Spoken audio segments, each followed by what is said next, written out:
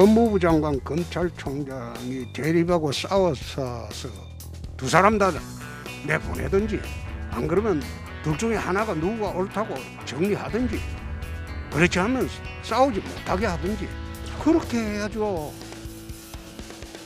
불필요한 논란이 계속된다면 그 총리로서의 역할을 마다하지 않겠습니다. 그리고 이제 그 두 분 여러분들이 관심이 많은 분 아닙니까? 좀 자숙하셨으면 좋지 않을까 하는 생각을 해요. 점잖고 냉정하면 좋지 않겠는가.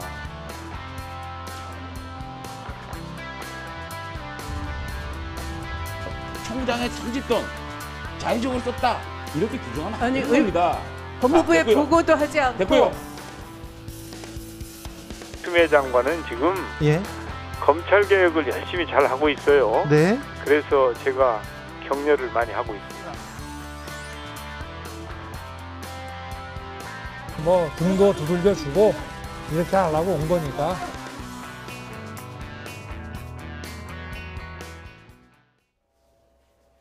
정세균 총리가 지금 들으신 것처럼 윤석열 검찰총장과 각을 세우고 있는 추미애 장관에 대해서 검찰개혁 잘하고 있다.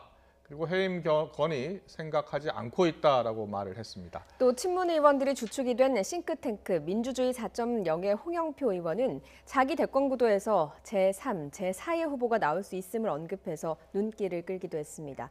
정치권 주요 이슈 추은호 해설위원과 함께 살펴보겠습니다. 어서 오십시오. 안녕하세요. 네. 개강 이야기가 계속 나오고 있는데요. 정세균 총리가 추미애 장관에 대해서 검찰개혁 잘하고 있다. 그리고 해임 건의안 생각하지 않고 있다라고 얘기했어요. 사실상 교체가 되지 않을 것이다라고 봐도 되겠죠? 예, 저도 그렇게 보고요. 예. 정세균 총리의 그 말들이 왜 이렇게 관심을 끌게 되냐면은 우리나라 헌법에서 보장하고 있는 그 국무위원 임명 제청권이 총리한테 있습니다. 그렇죠. 그동안에 왜 취임 이후에 국방부 장관이라든가 통일부 장관 교체가 있었습니다만 그때는 임명 제청권을 제대로 행사하지 못했죠. 이번이 정세균 총리가 총리 취임 이후 제대로 행사하는 임명 제청권이기 때문에 누구누구를 이렇게 추천을 넘어서 제청을 할 수 있는 권한이 있기 때문에 그거를 적극적으로 행사할 거다. 그런 권한을 갖고 있는 총리의 말이다. 또 두 번째 우리 헌법에서 보장하고 있는 것이 국무위원 해임 건의를 할 수 있는 권한이 있습니다.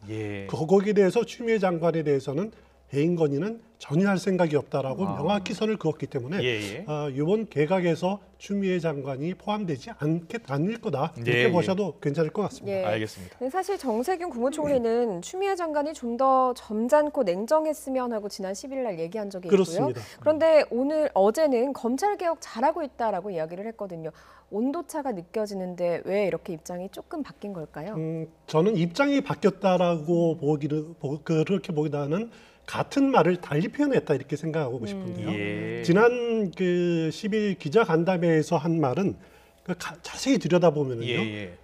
가로 열고 우리 가로 닫고가 있습니다. 우리 추미애 장관은 검찰 개혁을 위해서 수고를 많이 하고 있다. 그러나 좀 더 점잖고 냉정했으면 좋지 않겠냐라고 표현을 했습니다. 상당한 애정을 담아서 우리라는 표현까지 썼고요. 그랬었군요. 그리고 어제 인터뷰에서는 개인 건의 안 하겠다.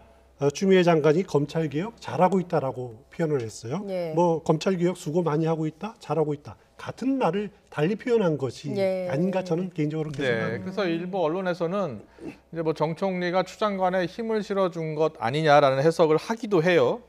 그래서 윤 총장 입장에서는 좀 거치에 대한 압박이 되지 않을까 이런 예상도 있던데 어떻게 보세요? 윤 총장은 지금 한마디로 사면초가죠. 이렇게 정 총리가 언급하는 것이 자숙해야겠다. 이건 고위공직자로 자숙하라고 하는 것은 태도가 문제가 있다라는 거거든요. 단순한 스타일의 문제가 아니라 고위공직자로의 처신의 문제가 있다라고 지적을 하는 거고요. 거기다가 이낙연 대표도 민주당 대표도 거치 문제를 또 언급을 하지 않았습니까? 그랬죠. 그리고 거기다가 오늘 장모가 불구속 기소됐습니다만 또 자신에 대한 감찰도 있고요. 이렇게 친정인 검찰과 법무부에서 오는 칼날도 있고 정치권에서 오는 칼날도 있고 그래서 굉장히 힘든 상태일 겁니다. 하지만 윤석열 총장 개인적인 생각으로는 선택의 여지가 없다. 예. 자기가 물러나는 것 자체가 검찰의 중립성, 공정성을, 정치적 중립성을 훼손하는 거다. 그렇기 때문에 이 자리를 온갖 어려움이 있어도 지켜야겠다. 그런 생각을 하고 있는 것이 아닌가 개인적으로 생각합니다. 예. 관련해서 윤 총장이 최근 일선 검사들하고 좀 접촉면을 넓히고 있는 모습을 보이고 있습니다. 나오는 발언들이 좀 화제가 되고 있는데 살펴보면 뭐 공정한 검찰 이야기도 나오고요. 국민과 함께하는 검찰 뭐 이런 이야기도 나옵니다. 발언의 이 맥락은 어떻게 분석을 해야 될까요? 윤석열 총장이 이렇게 이제 사면초가 있다 보니까 기댈 곳이 딱 두 군데가 있습니다. 하나는 검찰 내부, 검찰 내부, 또 하나는 국민들에게 기대는 방법이 있을 텐데요. 그렇지만은 윤 총장이 국민들에게 직접 다가가는 행보를 보이는 것은 검찰총장의 중립성이라는 그 관점에서 굉장히 이렇게 견제가 들어오기 마련 아닙니까? 그래서 계속 검찰 내부에서 그 내부 직원들과 검사들과의 접촉면을 늘려나가는 그런 자리를 가지면서 거기에서 주는 메시지가 국민들한테 던지는 메시지가 있다는 생각이 됩니다. 예를 들어서 공정한 검찰을 강조하죠. 국민과 함께하는 검찰 강조하는 것이 내가 있는 검찰은 공정하도록 하기 위해서 노력한다. 국민과 함께하기 위해서 노력할 거다. 하지만 내가 없는 검찰의 모습은 어떨까라고 하는 메시지를 국민들한테 던지고 있는 것이 아닌가라는 생각이 듭니다. 이것이 또 이제 윤 총장 이렇게 이제 할 말은 이렇게 당당히 하고 또 그 센 힘 있는 사람한테 굴복하지 않고 또 자기 조직들을 챙기고 이런 모습을 보여주는 것 자체가 국민들한테 던지는 나름대로의 일종의 메시지가 아닐까 저는 개인적으로 생각합니다. 이런 가운데 이제 여당 내에서요, 이제 이 추미애 장관, 윤석열 총장 같이 퇴진하는 게 낫겠다 이런 이야기들이 나오기 시작했는데요. 충청 5선 중진 의원입니다. 이상민 의원인데요. 발언 듣고 이야기 나누겠습니다. 그냥 힘겨루기. 또 국민들이 보기에는 너무나 지나친 소음이나 제가 어느 SNS에서는 쓰레기 대란이라고까지 표현을 했는데요. 이미 정도를 넘어섰고 법무장관과 검찰총장으로서의 리더십에는 이미 위기를 넘어서서 붕괴 단계에 이르렀다. 그래서 더 이상의 직책 수행은 어렵다고 저는 봅니다. 그래서 두 분이 결국 다 그만둬야 될 타이밍이다 이렇게 보시는 거네요. 저는 두 분이 다 퇴진을 하는 것이 우리 국가 운영에도 더 이상 폐해를 안 줄 거라고 생각되고요. 그런 차원에서 대통령의 빠른 조치가 좀 필요하다고 봅니다. 네. 자, 이상민 의원의 저런 견해에 대해서는 어떻게 생각하세요? 여당 내 이런 목소리가 제법 있다고 보십니까? 있는 것은 사실입니다. 이상민 의원, 5선 중진 의원이 저렇게 말을 하기가 굉장히 어려웠을 텐데요. 그래도 상당히 흥미 있는 이야기를 했는데 그 전에 유인태 전 정무수석도 비슷한 말을 한 적이 있었죠. 두 사람 고집 못 말린다. 그래서 인사 조치해야 된다라고 말을 한 적이 있는데 그래도 현역 의원이 이렇게 강하게 말하는 것은 참 민주당 내부에서도 어떻게 보면 추미애 장관에 대한 피로감이 좀 있는 것은 분명한 것 같아요. 추미애 장관이 윤석열 총장 그 겨냥해서 계속 공세를 하다 보니까 판은 커졌는데 이렇게 수습은 못한다. 이제 그런 문제점들이 좀 드러나는 것 아니냐. 거기다가 또 휴대전화 비밀번호 공개법안 추진한다는 그런 또 논란도 있었고요. 그래서 여당 내에서도 일부 그 피로의 목소리는 있지만은 당 지도부나 당 공식적인 입장은 그것은 의원 개인의 생각일 뿐이다라고 이렇게 일축하고 있습니다. 알겠습니다. 또 문재인 대통령은 어제 하루 연차 휴가를 썼습니다. 보궐선거랑 좀 관련이 있기 때문에 개각에 관심이 쏠리고 있는데 구상에 들어갔다고 봐야 되겠습니까? 충분히 개각 구상에 들어간 것 같고요. 그리고 아마 1차 개각이 조만간 있을 것 같습니다. 제가 느끼기에는 일단 유용한 생각할 수 있는 시간이 12월 10일 새 예산안 처리가 마무리되거나 전후에서 1차 개각이 있을 것 같다라는 것이 일반적인 예상이고요. 그리고 뭐 그 당시 1차 개각에는 그렇게 큰 규모로 이루어질 것 같지는 않습니다. 개각은 항상 뚜껑을 열어봐야 합니다. 그렇습니다. 계속해서 민주주의 4.0 소속 홍영표 의원의 발언이 또 지금 오늘 하루 종일 화제가 됐습니다. 제3, 제4의 대선 후보가 나올 수 있지 않겠느냐라는 말을 했는데요. 어떤 내용인지 들어보고 이야기 나누겠습니다. 상황의 변화가 온다면 제2, 제3, 제3, 제4의 후보들이 등장해서 또 경쟁을 할 수도 있다 이렇게 보고 있습니다. 저는 내가 대통령이 돼서 이 나라를 어떻게 하겠다 이런 청사진을 분명히 가진 분들이 있다면 네. 서로 그 경쟁에 참여해서 더 이게 대선에 대한 판을 좀 풍부하게 하는 거는 나쁘지 않다고 생각합니다. 예, 홍영표 의원 원내대표까지 지냈고요. 또 저 발언이 무게감이 있게 느껴집니다. 그렇습니다. 그리고 저런 발언이 지금 이낙연, 이재명 이 양강 구도가 지금 계속 이어지고 있는데 이런 새로운 후보에 대한 가능성 언급을 하고 나선 배경이 참 궁금하거든요. 일단 홍영표 의원 하면은 뭐 말씀하신 대로 원내대표도 지냈고 친문의 핵심 아닙니까? 예. 그렇기 때문에 다른 의원들이 말하는 것과 무게중심이 굉장히 다르죠. 예. 이런 지금 제3, 제4 후보론을 내세우게 된 건 아무래도 지금 민주당 내에 이낙연, 이재명 양강 구도에 대해서 어떻게 보면은 좀 미덥지 않다. 좀 실망감이 반영이 됐다라는 생각이 들고요. 예. 흥미로운 걸 보면은 뭐냐면 이낙연, 이재명 지사의 보통 여론조사 합계가 예. 문재인 대통령 지지도에 못 미칩니다. 예. 합쳐도 예. 당 지지율, 민주당 지지율을 약간 상회하는 정도가 그렇군요. 여론조사마다 예. 좀 나타나고 있는데 이런 현상이 오래되다 보니까 박스권에서 벗어나지 못한다. 이 후보 가지고 야당 후보가 만약에 윤석열 현상에서 나타났듯이 강력한 후보가 나타나면은 과연 이길 수 있겠느냐라고 하는 그런 불안감 이런 것들이 공통적으로 좀 작용을 된 것 같고요. 예. 또 하나는 그 저변에는 어떻게 보면 친문계 인사들의 순혈주의, 예. 정치적 순혈주의. 과거에는 나쁘게 뭐 친문 패권주의라는 형태로도 나타났던 적이 있었습니다만은 그 두 사람에 대해서 출신이 다르다, 정치적인 출신이 다르다고 하는 그런 불신감도 일종의 기저에 깔려 있는 게 아닌가라고 개인적으로 생각합니다. 예. 그렇다면 관심은 제3, 제4 후보가 누가 될까입니다. 관련해서도 홍영표 의원이 발언을 했는데요. 이어서 들어보겠습니다. 정치를 안 하겠다 이렇게 확고한 의지를 가지고 있는 사람을 설득해서 또 대선 후보에 나서라 이렇게 할 그런 상황은 아니라고 저는 판단하고 있습니다. 네, 방금 저 발언은 유시민 노무현재단 이사장 이야기를 한 것 같고 또 김경수 경남지사 출마 가능성도 선을 그었습니다. 그렇습니다. 네, 누가 있을까요?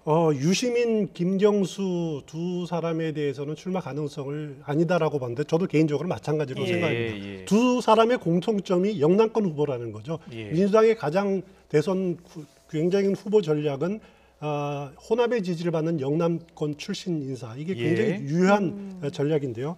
이 두 사람을 제외하다 보니까 그러면 영남권 인사 중에서 누가 남아 있느냐? 뭐 김부겸, 김두관, 추미애 뭐 생각할 수도 있겠지만은 그와 동시에 떠오르고 있는 것이 이른바 86 후보론입니다. 그러니까 80년대 학번 60년대생 출신 중에서 원조 친노 인사인 뭐 이광재 의원이라든가 임종석 전 비서실장, 이인영 지금 통일부 장관 등도 이렇게 소환되는 그런 분위기인데요. 물론 일장일단이 있습니다만은 세 분 모두 다.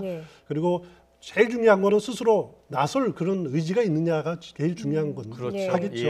아직까지 그런 부분들은 검증은 되지 않은 상황입니다. 네. 앞으로도 이제 제3, 제4의 후보가 누구냐를 놓고서 계속해서 정치권에서 이야기가 나올 것 같고요. 지금 정치권 이슈 가운데는 또 신공항 이슈가 뜨겁습니다. 가덕도 신공항 논란이 아직 한창이긴 합니다만 이낙연 민주당 대표가 어제요. 대구, 광주 역시 신공항 관련 특별법 한번 만들어보자. 여야가 협의 처리하자라고 했어요. 이 발언을 한 이유는 어디에 있을까요? 일단은 동남권 신공항이 가덕도로 갈지 어디로 갈지 확정은 되지 않았습니다만 만약에 영남권 신공항이 만들어진다면 지금 분위기로서는 특별법으로 만들어질 가능성이 높지 않습니까? 그러면은 국고가 지원 들어가게 됩니다. 하지만 예를 들어서 이제 대구 공항 경우에는 대구 지금 비행장, 대구 군 공항 그 비행장을 개발을 해서 거기 나오는 수익금으로 이렇게 신공항을 짓게 돼 있거든요. 그러니까 지방비로 이렇게 재원을 충족하게 돼 있죠. 이런 것들을 특별법을 만들어서 국고가 들어갈 수 있도록 하자라고 하는 겁니다. 좋게 말해서 보면은 국토 균형 발전을 위해서 필요하다라는 거고 또 나쁘게 보면은 이거 하나씩 주는 것 아니냐라고 하는 그런 비판이 있는 것도 그렇게 접근할 수도 있는 거죠. 이 사안은 계속 이슈가 될 것 같습니다. 그리고 신공항 이름, 가덕도 신공항 이름을 뭘로 할 것인지를 두고도 정치권에서 말이 많았습니다. 이런 이름까지 나왔습니다. 들어보시죠. 이순신 장군이 전라도 쪽에도 있었고 경상도 네. 쪽에도 있었고 예. 그 가덕도 앞바다가 이순신 장군이 승전을 거둔 곳이기도 합니다. 네, 네. 이순신의 승전지 앞에 네. 지금 공항이 생기는 거거든요. 네. 그리고 호남과 영남이 모두 좋아하는 인물인데 네. 이순신 공항 이렇게 하면 얼마나 좋을까. 네. 너무 앞서간 겁니다. 그렇습니다. 예, 이순신 공항까지 나왔네요. 예. 우리나라는 지금 사람 이름을 가지고 공항을 지은 데는 없습니다. 예. 그렇죠? 외국에는 여러 가지 있습니다. 뭐 뉴욕의 JFK 공항이라든가 파리의 뭐 샤를 드골 공항도 있고요. 여러 가지 그리고 LA 보면은 LA 국제공항이지만 탐보리들이 터미널이 있죠. 이런 네. 식으로 있는데 우리나라는 사람 이름을 가지고 붙인 공항이 없습니다. 기회가 한 번 있었습니다. 인천공항 만들었을 때요. 예. 인천공항 만들었을 때 그때 이름을 공모를 한 적이 있는데 그때 1위가 세종공항이었습니다. 세종대학을 따서. 세종공항. 예. 그렇지만은 인천 시민들이 반대를 하고 또 여러 가지 요인이 작용을 해서 국토부가 최종적으로 그 당시에 공모 순위 8위였습니다. 인천공항이. 8위인 인천공항을 택했는데 앞으로 이 문제는 나중에 진행이 될수록 또 한 번 공모를 하게 될 겁니다. 어떤 결과가 나올지 흥미롭게 지켜봐야 될 대목이 아닌가 생각이 됩니다. 뭐 정치권에서 말 그대로 공항 정치로 뜨거운 와중에 지금 3차 재난지원금도 논란이 되고 있습니다. 국민의힘에서 3차 재난지원금 지급을 먼저 주장하고 나섰거든요. 어떤 배경이 있다고 봐야 될까요? 국민의힘으로서는 지금 3조 6천억 정도를 먼저 지급을 하자, 선별적인 지원을 하자라고 하는 건데요. 이것은 만약에 지금 본 예산에 포함이 안 되고 내년 초에 추가 경정 예산으로 하게 되면은 그게 선거에 보궐선거에 영향을 미칠 딱 그 좋은 타임이거든요. 그걸 먼저 차단하자. 그리고 재난지원금 이슈를 우리가 먼저 제기했고 우리가 선점했다라고 하는 그런 측면이 하나 있고요. 또 하나는 내년 예산에 한국한 뉴딜 예산이 21조 3천억이나 들어오고 있습니다. 이거를 좀 삭감해가지고 재난지원금으로 하자. 그래서 이제 한국판 뉴딜 정책의 예산을 좀 깎겠다라고 하는 그런 두 가지 목적이 좀 담겨져 있는 것 같습니다. 네, 뭐 아니라고 주장하겠습니다만은 선거 전략으로 볼 수 있다라는 또 해석이었습니다. 정치권 주요 이슈는 추은호 해설위원과 함께했습니다. 잘 들었습니다. 고맙습니다.